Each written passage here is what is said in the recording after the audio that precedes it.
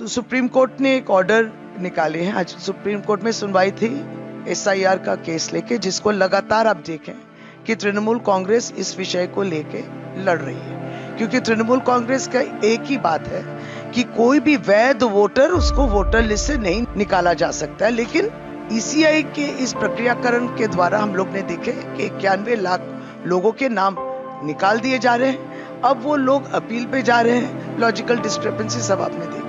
Supreme court ने अपने 142 article जो है कॉन्स्टिट्यूशन के तहत अपनी जो स्पेशल पावर्स को यूज करके ये कहा कि जो लोग अपील कर रहे हैं ट्राइब्यूनल में, जो लोग अपील अपने दाखिल किए हैं लेकिन उसका अंतिम जो रिजल्ट क्या है नहीं मालूम, वो लोग वोट दे सकते हैं इस बार।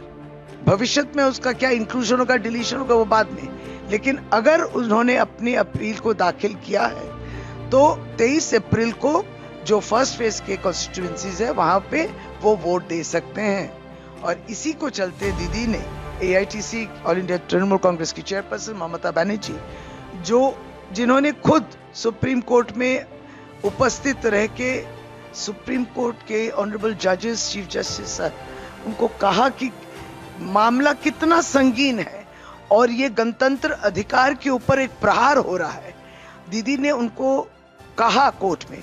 तो इसी चलते जब इस तरीके का एक वर्डिक्ट निकलता है या ऑर्डर्स जो निकलते हैं, तब दीदी ने कहा कि ये खुशी की बात है कि 2 फेज में इलेक्शन थे, 23 अप्रैल और 29 अप्रैल। तो 23 अप्रैल का वोटर लिस्ट जो फ्रीज हो गया था वो फ्रीज नहीं, और भी लिस्ट निकलेंगे। 21 अप्रैल को जो लास्ट निकलेगा सप्लीमेंट्री लिस्ट, उसके तहत भी, और ये इस किस्म के नाम जो अपील में गए हैं लेकिन अब तक पूरा उनका रिजल्ट नहीं मालूम है, वो लोग भी वोट दे सकते हैं। इससे ज्यादा खुशी की बात नहीं हो सकती। उसी तरीके से 29 अप्रैल में जो सेकंड फेज ऑफ वोटिंग है, उसके लिए 27 तारीख तक जो लिस्ट निकलेगी, उस लिस्ट को मान्यता दिया जाएगा उन लोगों को जिन्होंने अपने अपील दाखिल किए। ये बहुत बड़ी खुशी की खबर है, क्योंकि लोग आतंकित थे, बहुत डरे हुए थे, क्योंकि भारतीय जनता पार्टी का हर नेता नाम निकालने के लिए दिन रात एक कर दिए हैं। वो लोगों के विकास के लिए, लोगों की भलाई के लिए, लोगों के दुख सुख के लिए कोई काम नहीं है। भारतीय जनता पार्टी के कोई प्रचार नहीं है, आप उनको देखते नहीं है, लेकिन वो लोग इस कार्य में एकदम निमग्न थे कि कितना वोटर जो है निकाल सकते हैं और सभी को बांग्लादेशी और रोहिंग्या और घुसपैठिया बना दो। तो 91 लाख ऐसे निकल गए थे, लेकिन अपील जो दाखिल हुआ है, आप नहीं निकाल सकते, ये लोग वोट दे सकते।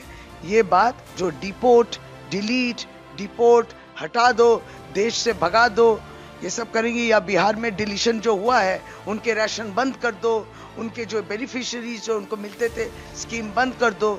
इस तरीके की सोच जो बीजेपी रखती थी, आज सुप्रीम कोर्ट ने अपने इस ऑर्डर द्वारा ममता दीदी के लड़ाई को जो है मान्यता मिली है। ममता दीदी की इन कोशिशों की वजह से हम लोग एक justice, we can now see justice, इसके लिए बहुत खुशी है।